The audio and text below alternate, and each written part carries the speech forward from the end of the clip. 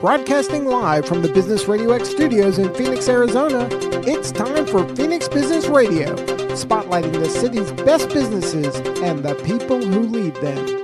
Good afternoon and welcome to Collaborative Connections radio show and podcast sponsored by KLM. I'm your host, Kelly Lorenzen, and we are live in Tempe, Arizona. Or if you're listening afterwards on all your favorite podcasts, we are not here still in the studio. I have three amazing guests with me in the studio today. I'd love to introduce you to first, Stephanie Hastings. Welcome to the show. Thank you. Hello. Tell us a little bit about you.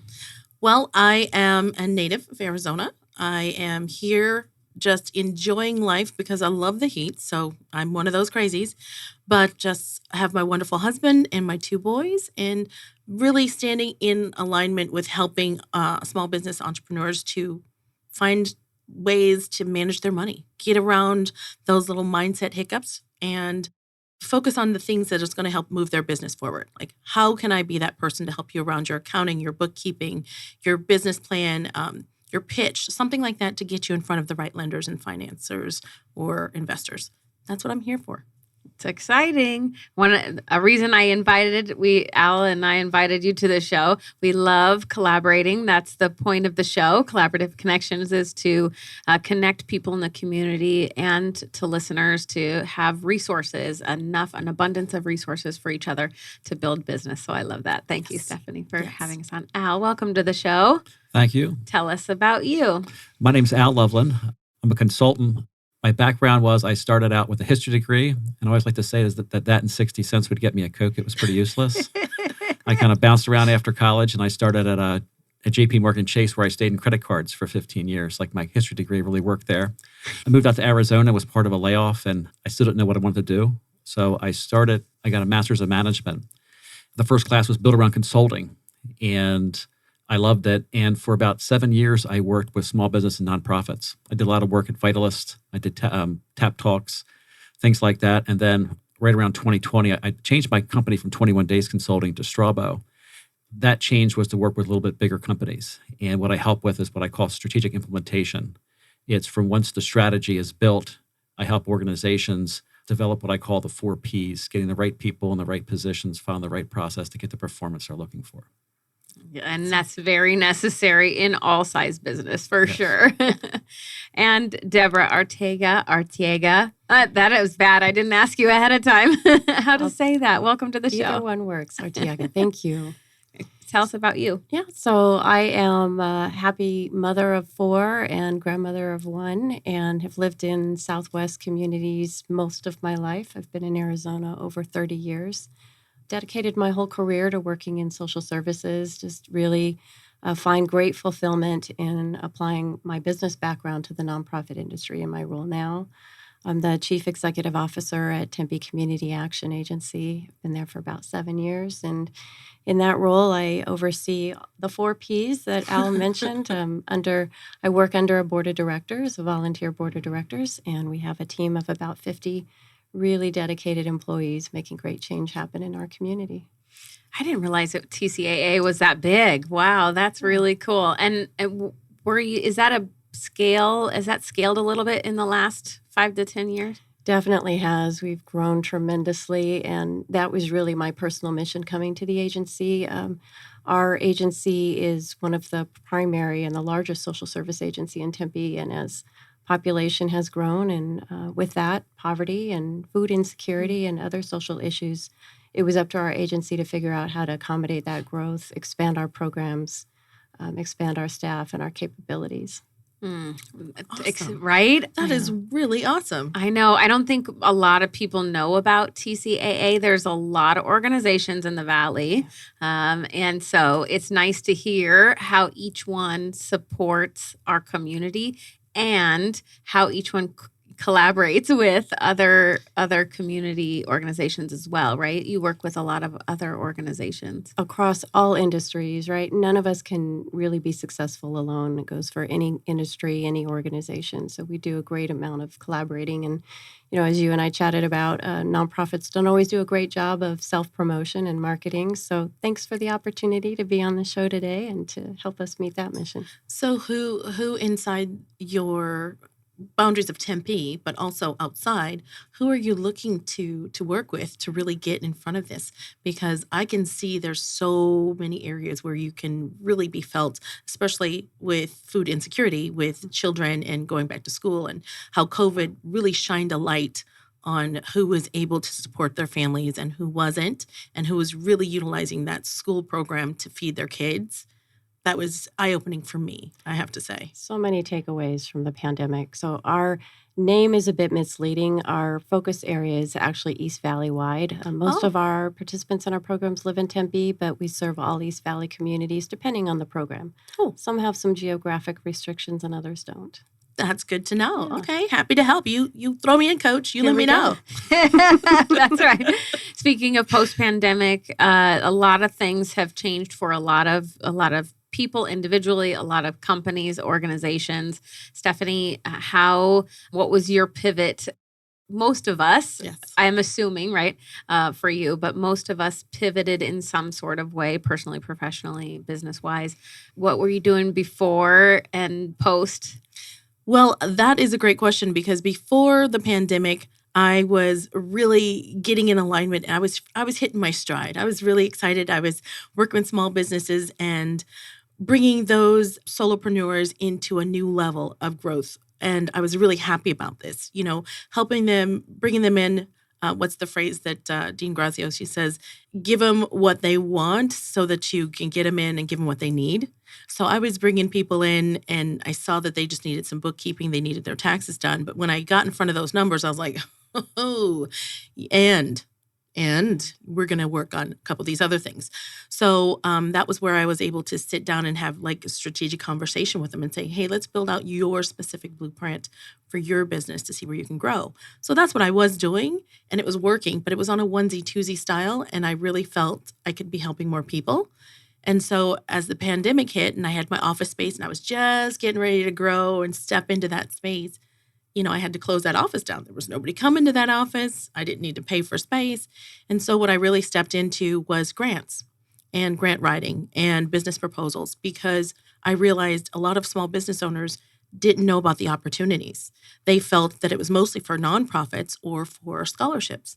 And so as I did more research and outreach on that, I realized I had a talent for that, for being able to find and research those grants, but also to write those grants to win. So that's what I started working on because of the pandemic. Really cool. That is so necessary in all entrepreneurs, solopreneurs, small businesses need capital. Yeah. So, but a lot of them are scared, or the not knowing where to turn. Right. Do I need a bookkeeper? Do I need an accountant? Do I need a financial planner? Do I need a grant? And they don't have any idea what direction to go. So it's really cool to have somebody who knows all the options. Yeah. Right. And then can point them in the right direction. That's right. Because, grants are great, but you've got to understand it's not tomorrow. So if you need something tomorrow, we need to look at something more like a lender or credit line or something like that. And then if it's something long-term, maybe we can find an angel investor or another investor who can help you get off the ground and get growth and get some coaching around that while you're growing. So we're really focused on that plan for today and what that's going to look like once you receive those funds and how we can keep that growth going. So that's important to me. Absolutely. Al, what about you? Pre-pandemic and post-pandemic, you talked a little bit about it. Right at 2020, switching your Absolutely. business name My first major client, I started in February of 2020 for the new company. for the new company. And so I can remember sitting there working with the president and telling him about this potential thing coming down the road of COVID. And I was very fortunate that the company, it was a drilling company, and they were, what was that term? They were essential. Mm. And so we started back up again, and it was a very interesting time. And what I found since then is that the key thing is, with a lot of automation, a lot of things can get done, with AI and different things. But what can't get done by AI is getting people to work well together.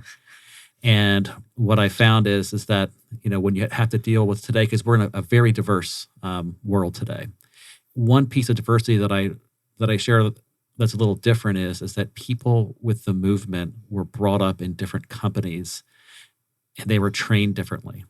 So they see the world differently. And so when you start merging people together and they say, well, that's not what I did at my old job. Well, this is what you're doing at the new job. And so you have a lot of clashing potentially with that. What I've done recently is that I read a great article in the Harvard Business Review about a fractional chief of staff that goes into the president of the company, and you go back and what you do is you see what the president wants, and then you go out with your eyes and ears and say, okay, what's really going on?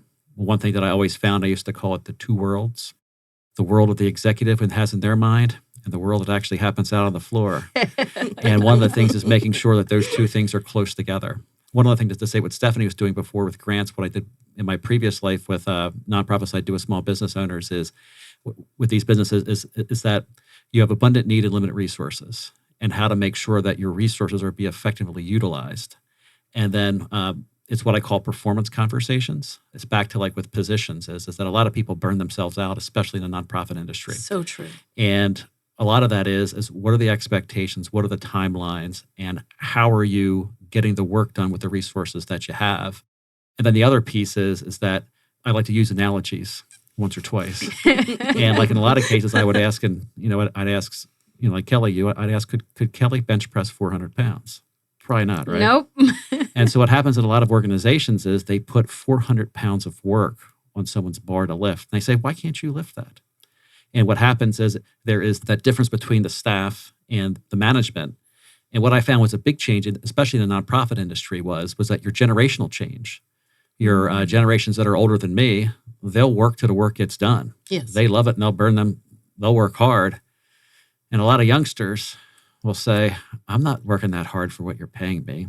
I've got other opportunities out there. And so there's a lot of change that's happening. So those are things that I'm trying to work on today. And what I saw post-pandemic with all the movement and making sure that having the right people in the right position, but it's that work-life balance and not burning people out. I have a question about that. Have you noticed, Al, because during that transition, right? So we saw a lot of people who now had options. I mean, they could be at home on a Zoom somewhere or behind a screen, in their underpants or pajama bottoms and just dress nice on the top. Have you noticed that some of these people, because now the world's opening up and, they really want you to come back to, some of them really want you to come back to the office, that they're having a struggle being seen and they don't want to be seen? One of the big things is with the hybrid workspace and the new world of the executive, because I don't want to be too bad on executives in big companies, but a lot of them don't know what's going on. And so they want to go back and they say, I want to do A, B, and C. But people are saying, hey, I have to drive an hour back and forth, especially if you live out in, Cave Creek here. And so like what I found with organizations is I have a program that I call life management. It's like you've got your business to run, your family to raise, your community to serve, while you maintain your emotional, spiritual, and physical health. And part of what I do is sit down and say, okay, where are the hours allocated between that? And then you sit down and say, well, would you rather have that person driving 10 hours a week, or would you rather have them doing 10 hours worth of work on something? Yeah. And then it makes the person feel heard.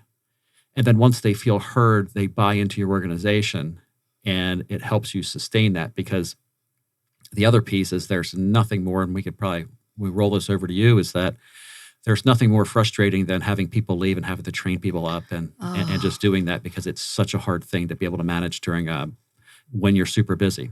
I did a session mid last decade. It was called Stepping into the Whirlwind. And a lot of times people step into the whirlwind. And then the last thing I'd say too is that with a lot in the nonprofit industries, a lot of working moms. Yeah. And I always say that the working moms is that this is your second job, not your first job. And, it's like it's having that flexibility. I like to call it flexible discipline. That you're able to get your work done, but then you're also able to be flexible. And it's good communication skills. Yeah. So I like that because, I'm a mama, and my priority is my family. And, and then everybody, once I cross that threshold outside that door, they get that priority. But before that, that's my littles. My people. Those are my people. And I think that made talk about the silver lining of the pandemic for for me. I know for our family, it was a nice change that we all got to spend more time together and be together in the house. And I had to make real specific movements and mind frame shifts a little bit to say, when I cross this threshold into the office, I'm doing this. When I'm done with my calls, my hair goes up in a ponytail, right? And then when I'm done with actual work, then it goes all the way up, And it was just slight little changes to know which role I was in, healthy boundaries. To keep healthy boundaries. I'm going out with my husband. I'm going to get dressed up now. You know what I mean? Right, the different things. Because of the whole work balance, life intermingling of everything, you have to make those changes, movements. But also for Deborah, I just wanted to think with the pandemic, and there was a lot of, we talked about the food insecurity and families knowing, hey, school was supportive of the food things that we needed for our family. But also because, you were trapped in this, how long was the pandemic? I don't know. It took a long time. All I know is I got to be the school teacher I never wanted to be. Not cool. And I realized that the people in my household, being there day and night, I was very blessed. I loved my family, and I felt, wow, if the whole world went away and we were just the four of us, we'd be okay. But I know that wasn't the same story in every other household, and that's probably brought some new struggles to the forefront. And now it's, you can't look away anymore. We realized some of these families were put in a situation where they were possibly with an abuser or with somebody that, did not really care for them or they didn't care to be with. And how did that shake out and, sort of fall at your doorstep? Mm-hmm. The changes that we saw with the pandemic at our agency were all of our services were in person, whether it was helping folks apply for rent assistance if they're about to become evicted, or unsheltered adults, providing them with emergency shelter, or standing in line at the food pantry, or the seniors that we serve or bring meals to their homes. All of that work had to be changed. We had to change how we did that work. We also are in very cramped facilities, and so it made social distancing very difficult. We never closed our doors. Our staff worked. I hardly saw my family because I was at work while they were at home. And so I think that created a sense of purpose for us, because at least we could be mobile and do something about it, serve the need that the community had at that terrible time. But it also was a drain because it was emotionally difficult work. We dealt with a lot of very difficult situations in households, but staff felt empowered that they could do something. At the same time, they were frustrated because they had colleagues who could work from home or had time away from work to be able to be with their families and their children, and they couldn't when they worked in social services. So, we joked about having T-shirts printed that said, "We're essential too." The human service workers that were continuing to serve that heightened demand had stresses of their own as well. I bet. And a lot of recovery after. Right now, it's the recovery mode of how are we mentally checking in with people? How are we, providing those services? I know a lot of organizations are starting to think about that and implement that of the mental health is a huge deal. I assume you guys see that. You saw that way before the rest of us did. Even more so now. And I would say one of the advantages I think that the pandemic brought us is we're all about great return on investment. Every dollar that's donated to our organization, we're accountable for, and we want as much of that to go back to the community as possible. And we can increase that return on investment as we become more efficient. So we're always looking at how do we get that food box out in a more efficient way? How do we rely, less on purchasing items and bring more through collaboration, donations, and how do we expand what that dollar can provide for when it comes into the organization? So the pandemic created that. It really just expedited what has always been important to us and what we've always made a habit of doing. Efficiency. Wow. Yes. In every business, in every organization, efficiency is key. The more efficient you are, the more money you make, the more, lives you can help, the more people you can impact. And accountability too. And I'm sorry, Al, when you both talked about grants, it's interesting to me that you have found this opportunity in helping businesses with grants, and having done professional grant writing for years, the piece of it that some nonprofits and businesses maybe don't fully understand is it comes with a huge accountability piece. You have to deliver on what you propose. You have to be realistic, deliver on it, measure it, and prove it. And so as we created more efficiency, we always had the mindset of now we need to be able to track that back, count that, put some data around that, prove that it's working or prove that it's not a continuing practice. Right, because when you get, $10,000 or $100,000 towards your program, you've got to mark out that money and make sure, within that 3 to 5 years, if they come back and ask you for it, you've got proof. That's right. One thing I want to add is what I like to call the second E, with efficient is also to be effective. Yeah. One of my favorite things I read once in a paper one day where someone was going back and they said, you can save time if you cut your shower time down from 25 to 22 minutes each day. It's like, that's crazy. It's like people go back and they think about that efficiency, and you get things in leadership that are thinking about that. And in a lot of cases where there are 3 questions I always ask is that, should you continue to do this? Should you stop doing this? Or should somebody else do this? And in a lot of cases where you go back and you say, I'm trying to have someone be efficient, but then especially in the nonprofit industry is they say, well, we don't want to hire somebody else because that'll be a cost. You said something before, we got to keep a certain amount of, resources, the 10% rule. One of the byproducts of that is that you burn people out because they go back and they say, well, we can't really hire somebody to do this because we might be outside. And then people are working 60 hours and people they collapse and things like that of just the stress. And that's one thing that I always go back and talk to people about is saying, is this working? And the other piece of that is the one thing that I do with performance evaluations is that it's really a 3-step process from an effectiveness standpoint, is that are you doing the things that you said you're going to do? And then are those things working as designed? And then finally is what is going on outside of here? And think about like in 2020, who knew about the pandemic? And in 2021, who said, we're going to have inflation of 10%, where our gas is going to be $5 or something like that. And so it's always having those conversations to say, are we being effective with what we're doing and are we getting the results that we want to get?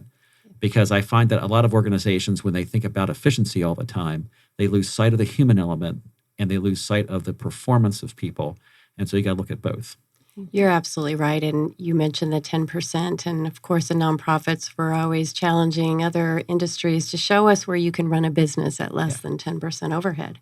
Our organization has, for the past 6 consecutive years, done market rate increases across the board because it's important to us that folks are paid a fair wage for the work that they do and retained because the turnover doesn't save money either. Yes. Yeah, that costs a lot of money to train and train and train. I'm going to switch gears a little bit. Stephanie, you think back on your journey, you have come to this, where it sounds like you're really happy and being really effective and helping a lot of people.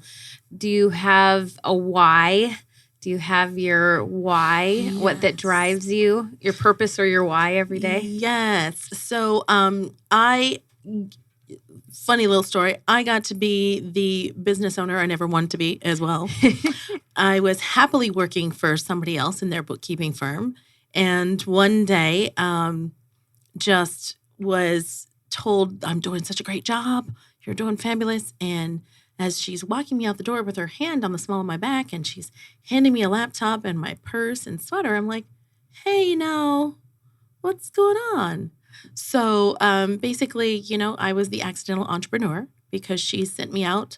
Back in the day, you did bookkeeping in office with your clients. And so she sent me out with my own book of business to work. And that's how I initially got started. And so my journey was just a side hustle up until that. I was just working with friends and family members. And then after that, I was doing that full time for small business owners and high dollar earners and people who flipped large houses here in the Valley. And so it was very nice. I was very well appreciated. And I thought, I could be doing this for more people. And so that's initially what started my joy and that journey of entrepreneurship because, it took a while for me to leave my comfy, cushy job with benefits. But I realized there was more people I could be helping. So, and then the other piece of that is my division Tax Day Baby is because not only am I born on tax day, but I am my dad's tax day baby. I'm his deduction. So as an homage to my dad, we formed Tax Day Baby. And now we're able to be a little funny with it, but a lot serious and just be able to work on some of the components that small businesses need every day, and also to be a speaker and an author and an educator. So I want to get out in front of people and teach them what they need to know. Happy to do that. And it lights me up inside, right? Just being able to pay it forward. So that's my joy and that's part of my journey. Happy belated birthday. Al, what about you along the way, along your journey, your one why? of my first clients, I'll never forget a conversation I had with somebody, and the writing was kind of on the wall. I know from my days at Chase, they were people that were brought in that weren't given a fair shot. And I can remember the conversation, and she just broke down and cried and cried and cried. And the stress of being a new mom and, not doing well at work. And then, the piece when you see small business owners and you see people with a dream, and there's nothing better than taking, a dream to seeing the fruit could go from an idea to results. And then it's, I always say that you got to have style, but you got to have substance, but you also got to have style, and you got to treat people well, and you have to have that system in place that you realize the potential of your people and your plan.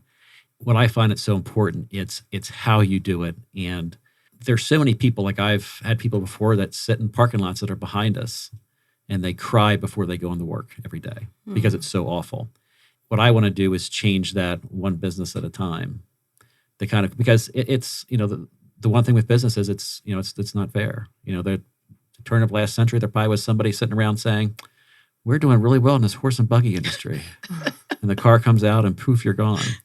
And so it's really kind of going back, and it's back to a 4-step process I like to have, is to understand like what your vision is, and then what's your strategy to be able to do that.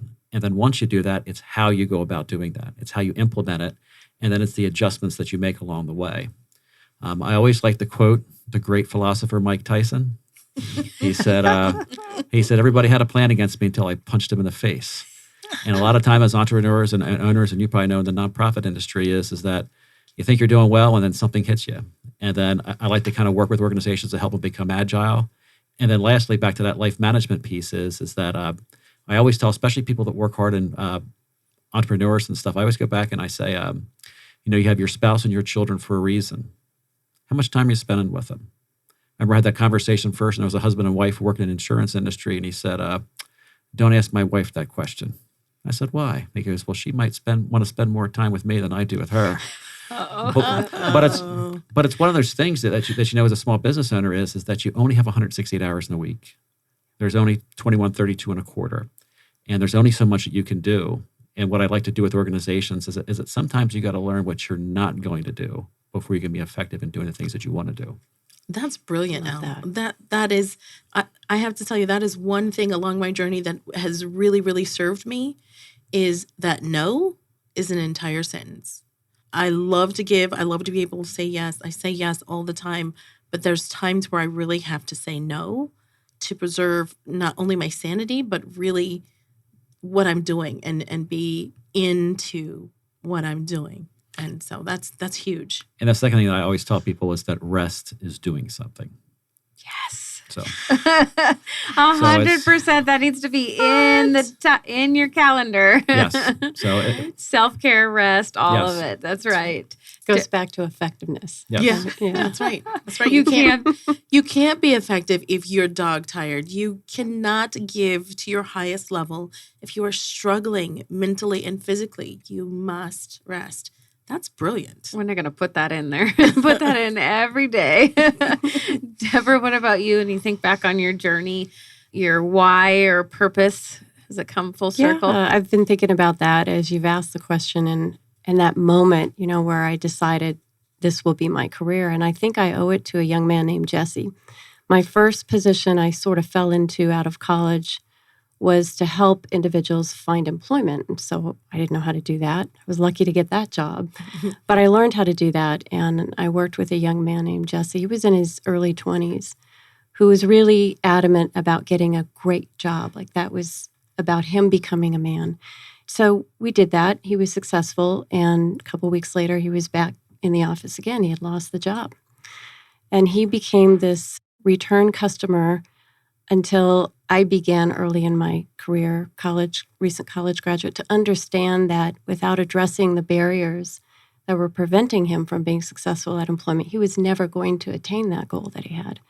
So I think that helped me understand how passionate I was and how fulfilling it was to be able to help people reach their goals and address the barriers that are preventing them from meeting those goals.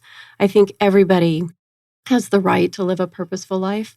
Some folks have the benefit and the privilege to have access to the resources they need to make that happen, and others don't. And I feel a sense of responsibility to be there for those that just need that little help getting to the next step so they can reach their end goal. That's right. It's that support, right? So that's one of the things that I love to talk about is that mindset. When I talk about money mindset, that's a little more the why behind my why is I feel that if I am able to step in, let me correct my verbiage. When I'm able to step in and be that support for a small business owner and help him or her get their money story straight, do you know what that does for them? It changes not only who they can hire in their community, it changes their generational story, their financial generational story. Like, where's the money coming from? I created it. It's now here that I can either share with my children or my children's children. I can make that either generational or I can sell that and build something in the community. And even better, when you have these entrepreneurs that are now financially self-sufficient, guess what? They're able to give of their time, of their money, right? They have that emotional and physical wherewithal. They have that bank. It's full now and they can give. So that's my why is I want to be that game changer, that person that makes a ripple effect out into the world. I love that. The ripple effect is a perfect way of describing it. In our organization, one of our staff one day showed me in our file room the coding that we have on our client files. And there's a number in front of the identification number. And the first number or the first two numbers is the number of times they've come back to the organization for that same service. So she showed me a file that had a 12 in front of it. So this was a household for the past 12 years kept coming back for rent assistance because they were low income, because they built that into their household budget. They would never be able to afford 12 months of rent. They could afford 11 and rely on us for the 12th. So going back to your ripple effect analogy, we started a workforce development program with financial coaching and employment assistance because if the household income and the barriers to improving that household income aren't addressed, that file would have become file number 13 and number 14 and so on.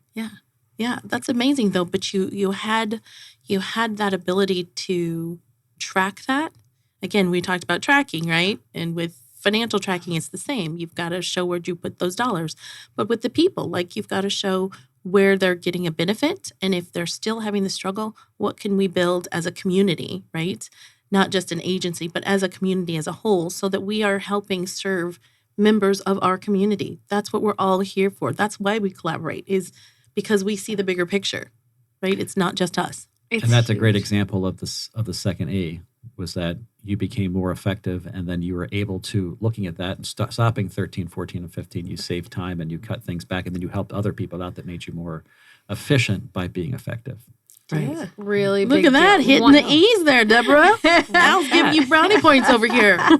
That's that extra step, right? It takes one extra step, one extra thought to change the ripple effect, right? Just that extra, what else can I do to help this family besides just like the prevention? What's the prevention? That's what's the Band-Aid, that measure? right? So once you give them the Band-Aid, right, everybody comes back because they got the same cut. But if you fix the crack in the cement, no one falls.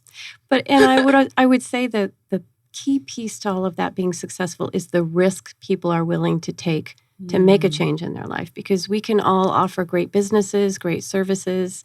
Customers and of ours, clients of ours, have to be willing to take that risk, try something new, envision that life can be different, but take the steps to be there. So they're really the reason for the success. And in trusting in the process and in trusting in the people that are willing to help you. Yeah. Right? That's a really big deal. All right, Stephanie, how about some tips for business owners, nonprofits, organizations? We'll get into my tip time. Tell us something for money. Money is in everything. It helps everything or harms everything, right? Correct. So if you could give people a few tips, that would be great. Exciting. Okay, this is my lane, y'all. So what I would say is it's all about tracking. So if you are looking to sort of make some difference in your, let's talk first about small business owners. You're trying to make a difference so that you realized, oh my gosh, last year I just started to make some money, but my taxes came due and it wasn't what I expected. Now I owe. So what can we do? What's that shift so that you're making sure that you're in front of those expenses and making sure that you're really looking at what deductions you can actually take? So I say my tips there for a small business owner is to really start to track what their expenses are and really start to track where their revenue is coming from. Because listen, there's nothing wrong with paying your taxes and being wealthy to do so. No problems.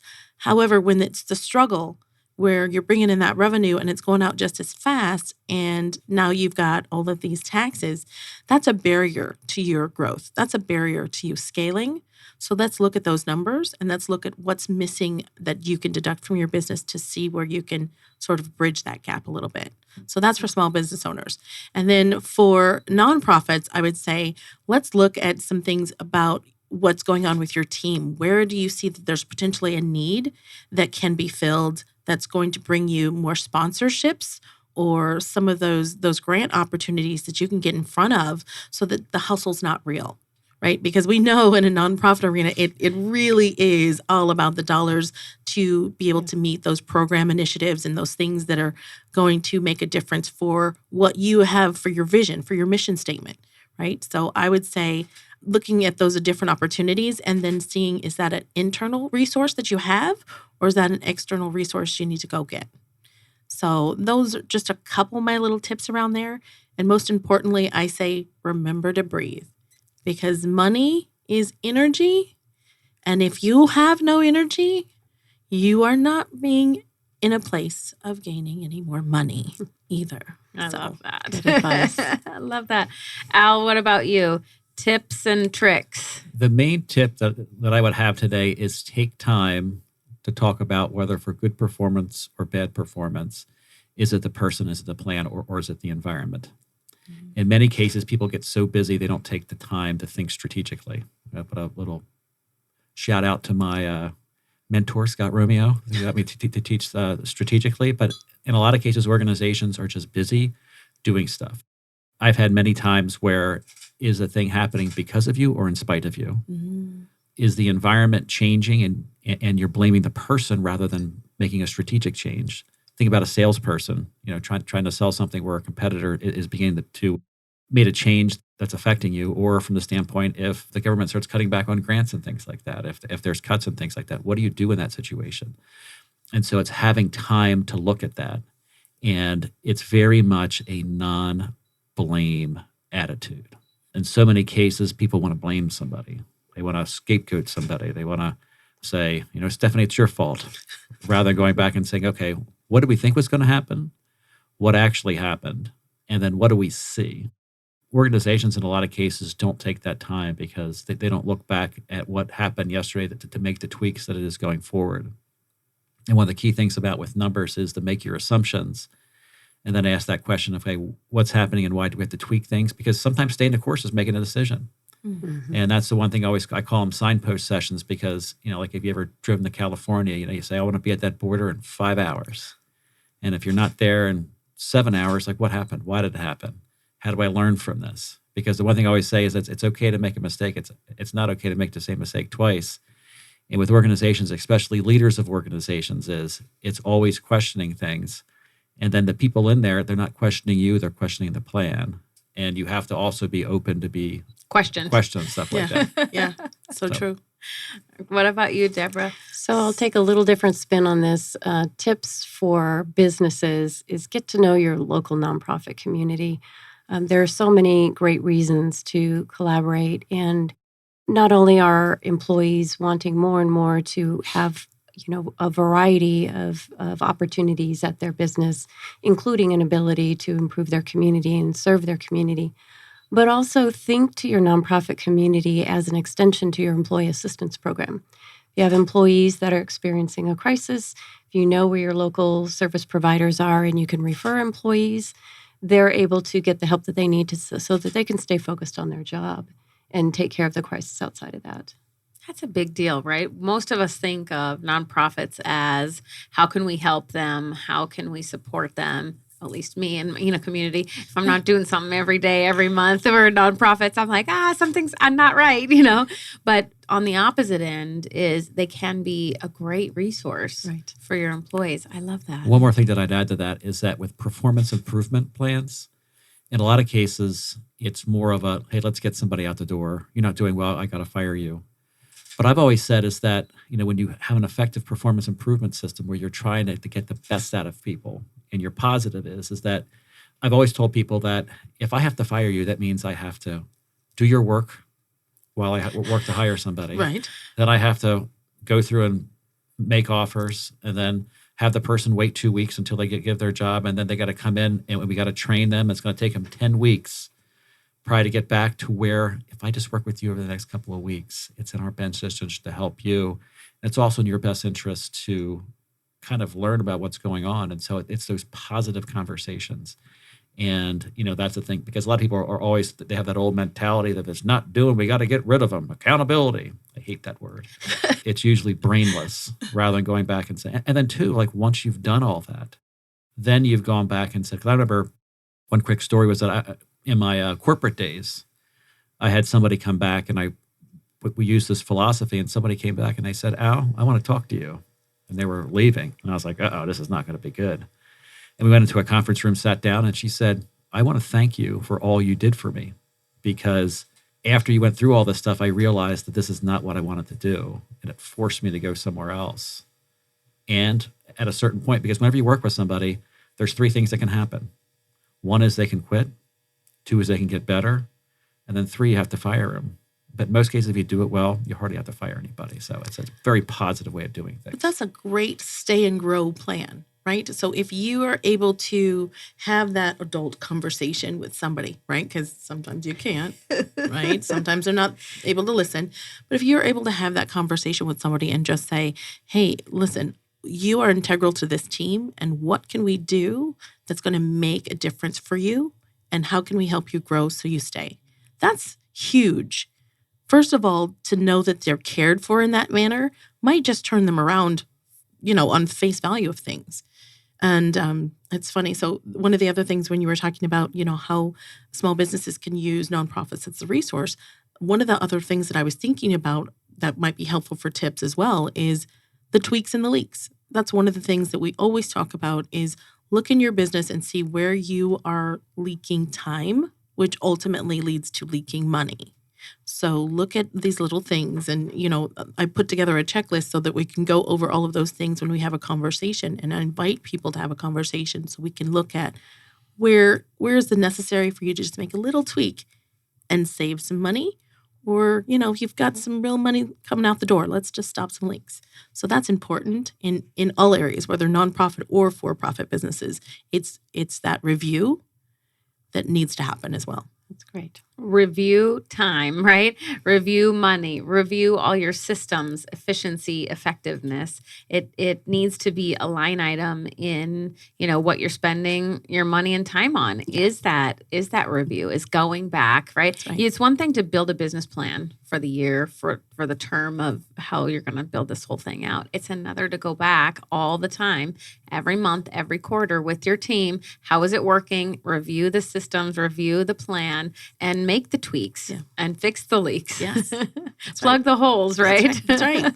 It's a boat. It's supposed to be this business boat that's going to take you to the shore of your dreams, right? That's the goal. That's on the horizon. You can see it. But if you build the wrong vehicle, right? If you're just making this out of leaves and twigs, you're never going to get there. So it's called building a strong boat. It's around your leadership and around looking at really taking ownership of some of the tracking around your business. Yeah, the other thing that I'd add to that is that you could be taking care of your boat, but you got to have that eye on the horizon, because if there's a storm coming, you got to be prepared. So, And you want the right mates next to Yep. you. Oh, definitely. That's awesome. Look at us in our boat theme. I love it. Look at love it. That was one of my favorite quotes for COVID is we're all in the same storm, but not in the same boat, right? So we have to listen. We have to understand, be understanding, be not judgmental of where people are in their journey and in their whether it's business or as a human, and be that, understanding and let them, find their way in their own boat. And that's the grace. Like there's oftentimes when I'm speaking to different groups, I'm talking about grace because COVID taught us a lot of things, which is we really didn't know what was going on in the other households. To this minute, we don't know what's really going on in the other households or other businesses. So show each other some grace.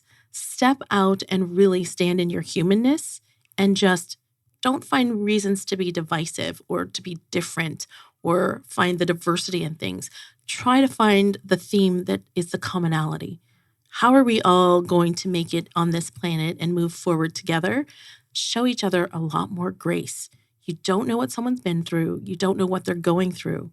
Show some grace. And that's really going to help us grow our humanity and grow those collaborations when we're like, I can't do it on my own, but with your help, I can get there. Oh, I love that. That's so good. All right. Next, I want to know about shoulda, coulda, wouldas. Oh. If you would have known, if you should have done, could have done, and for others listening, for business owners or business professionals, what would be something you would tell somebody? Stephanie, I'll start with you.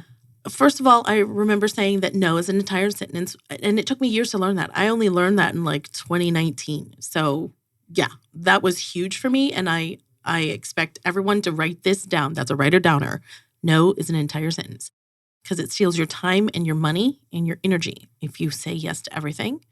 And then the next thing that I really wish I would have known sooner was that stepping into entrepreneurship doesn't mean stepping away from something else.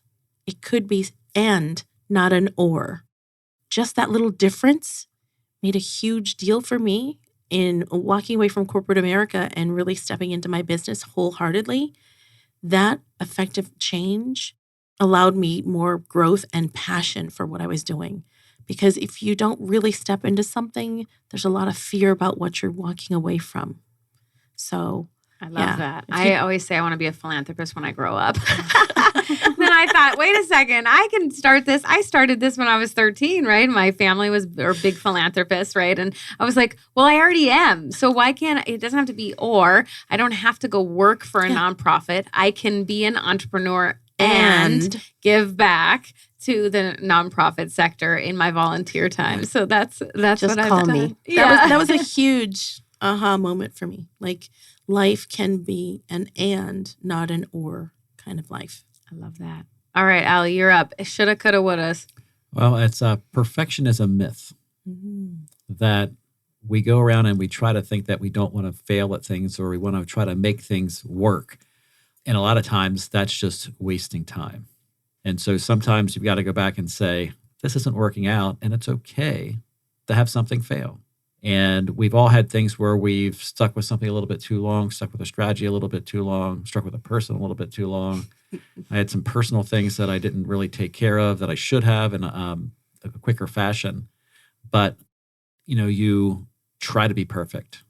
And if you think that, if I take a loss, then that reflects badly on me. But I always like to say is that a great baseball team wins 100 games. That means they've lost 62. And certain days you're going to take a loss and you just got to get over it. And in my cases, I always try to be, perfect. And then the second thing is really take time in for personal improvement, professional improvement, read, listen to podcasts, get different perspectives. I read like 6 different devotionals. I've got books. I always have a nose in a book and it's always finding something interesting. And then the last thing that I'd say for that is that read a book for a second time. Because in a lot of cases, I'd go back and I say, I already read that book. And the one thing I found out is that I haven't read it. The person that was in my body 20 years ago read it. And so you have all these things that have changed inside of you and then things that you've picked up before you haven't. Things that you didn't see before you see now. And that enriches you. And so as a person, I was blind to a lot of that. And so now and then finally it's take time to smell the roses and rest is doing something. There Right. you go. That perspective shift as you grow older. Man, that's huge too. Sure We're all a is. different person. That's for sure. Mhm. And the reflection is key, right? Deborah, what about you? Shoulda, coulda, wouldas in your business career life? We'd say that I think it's pretty typical in social service type organizations that we feel a huge sense of responsibility of being up front, center, ready to serve the community in the right way at all times and not making any mistakes and never saying no. We call this now the Christmas tree syndrome at our organization. And so one day we walked into the food pantry and there were a dozen Christmas trees in there that someone had dropped off, and we accepted. Because we don't like to say no. If we say no, then maybe the next thing that comes to our organization, we won't have that opportunity for. So we took that as a lesson to understand the time it took us to get rid of those Christmas trees when that's not who we are. We're not a Christmas tree vendor. Took time away from the mission. So in that, and I would say that unfolds into my second point, which is making mistakes out loud, celebrating those as an organization. To say this wasn't a mistake we made that day, that was a learning opportunity. We learned that it's okay to say no and why it's okay to say no, and that it doesn't mean that we're going to lose donors, lose partners. It means that we can be better at the work that we do. Make mistakes out loud. I love that. That is really cool. Yeah. So speaking of mission, what is the mission of TCAA? Our mission is to alleviate poverty and advance equitable communities. And how do you do that? We do that through improving food security, and we have 3 or 4 programs that are designed around that. We do that through improving housing stability, preventing and intervening with homelessness, through economic empowerment, the workforce development services I mentioned, and then through health and wellness. We work on those 4 pillars. That's how we alleviate poverty and create equity in the community. Nice. So cool. It is really cool, all the stuff you do in the community. And we're very thankful as a Tempe resident and Tempe business. I'm very thankful for all the work you do for our community. Stephanie, mission and vision for your organization? My mission, as I mentioned, is to go forth and change small business owners to be financially savvy and sound and secure. Therefore, they're changing their communities, they're changing their generational story, and they're creating that ripple effect that I'm trying to create. I'm that game changer that's coming to support them in making that ripple effect. And then really my vision for the next few years is to step into helping more entrepreneurs, more small business owners to become big business owners and to hire more and to serve their communities on a larger scale. And that's when I will really see myself as, paying it forward and feel fulfilled, because once those people then generate new stories of entrepreneurship, I mean, that's all there is. That's right. Nothing more. That's right. I love it. Al, what about you? What's coming up for you and mission for you? My main thing is to allow organizations to realize their vision. What are you trying to do? And then how do you take that thing? It's one of my favorite things that was from St. Augustine that he had was called intellectual vision. It's that thing that you see in your mind, and how do you make that a reality? And then the second part of that is, I've just kind of half joking, but not, is to eliminate awful places to work, one business at a time. I love that. No crying in the parking lot, people. No crying in the parking lot. But it's all about finding great places, because that's a competitive advantage today. It sure is. Because people are going to say, I'm not going to work for awful people anymore. Nope. And so, the question is, are you awful? And it's one of the things is that you can say, I'm not awful. Well, let's talk to your staff. Let's ask them. Talk to the people. I did something once where I did a focus group for a nonprofit. We went around and talked to 10 different clinics. And there was one where it was 8 to 5, drinking from a fire hose, of people just coming in and saying, this is crazy. Can't live like that. And the executives were completely and utterly clueless. How do you fix that? Because, again, today, if you think about it, how with all the books, all the literature, all the training programs, can things be awfully run? I can't even fathom it, but that's because I've been a business owner for 20-something years. I can't fathom being, in an awful organization and having to feel like I was stuck there. I would lose my mind, which is why I've never gone to work for anybody, I guess. On the flip side of that, just to his point, as a founder, as a CEO, as, the leader of that organization, how are you so obtuse that you are not seeing Maybe you don't know. that you're not bringing value internally anymore? I think a lot of them are just obtuse to begin with. So, It's normal for them. That's right. Oh my gosh. Well, can you believe we've been talking for almost an hour? Isn't that crazy? Oh. I know. For listeners, Stephanie, on the horizon, what do you have coming up? Anything exciting? Anything last minute you want to share with everybody? I do. I really want to get in front of small business owners that are ready for that next level and ready to really get out into the market, get known and get seen and heard. I have my Entrepreneur Hour with Stephanie Hastings coming up, and I really want to have entrepreneurs get in front of their audience and figure out how they can share their story. Much like you, share the story, get in front of your audience. And then importantly, if you know you need some of my support or services, please reach out. You can find me on LinkedIn, you can find me on Instagram or Facebook, but most importantly, it's really easy to have a conversation with me. Just find a spot on my calendar and let's chat. Tell us how we can reach you. You can reach me at https://mmceo.as.me/let's chat. That's my calendar, and you can get on that and we can chat. Thank you so much. I appreciate it. Al, what about you? Anything exciting coming up in your world, in the Max 6 community world? well, the one thing is that I am the mayor here at Max 6. Yes, you are. We're doing a lot of exciting things here. At Strabo, the one thing that I'm working on is the time investment strategy sessions, where you sit down with staff and you invest your time like you invest money. And you say, these are the things I want to invest my time in, because, once the employers and the employees know that, hey, we're allocated a certain amount of time, and then you're taking time away from these other areas, it makes them be more effective in their time. The other thing is, my website is strabocode.com, and you can reach me at al@strabo, STRABOCO.com. Thank you so much. I appreciate it. What about you? Do you have anything exciting coming up or any asks for the community? Always. So we're getting into summer months where demand for food increases as kids are home from school, and older adults and adults with disabilities who are homebound need more assistance.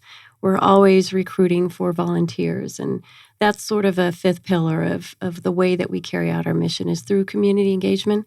There are always opportunities and always a need for volunteers. We need volunteers for our food pantry. We need volunteers to deliver meals on wheels to the homes of individuals who are homebound. And there are always ways to support the mission, not only through volunteer time, community engagement, or corporate engagement, but just also through donations. We rely on the community when the community relies on us. The way that you can do that is our website, tempeaction.org. Simple and easy. Tempeaction.org. I love it. You've been listening to Collaborative Connections radio show and podcast sponsored by KLM. Do what you love and outsource everything else. Until next time, happy connecting.